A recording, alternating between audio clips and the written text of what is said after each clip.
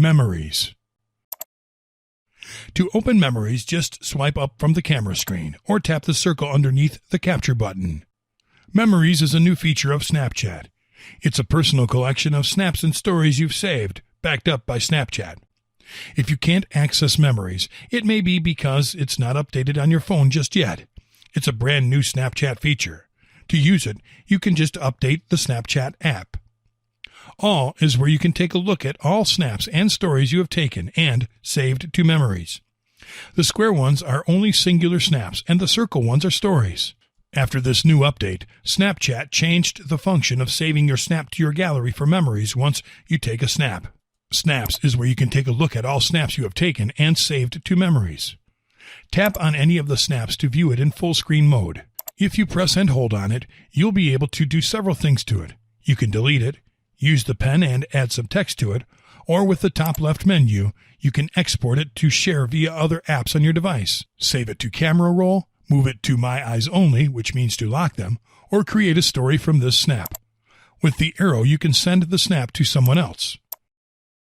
Stories is where you can take a look at all stories you have taken and saved to Memories. Tap on any story to view it in full screen mode. If you press and hold on it, you'll be able to do several things with it. You can delete it, use the pen and add some text to it, or with the top left menu, you can name it, move it to My Eyes Only, export it to share it, save it to camera roll, delete it, or add snaps to this story. With the arrow, you can send the story to someone else. Camera roll is where you can have quick access to photos and videos you've saved in your device. You can also do several things to them. You can delete them, use the pen and add some text to them, or with the top left menu, you can export them to share, move them to My Eyes Only, or create a story from them. With the arrow, you can send them to someone else.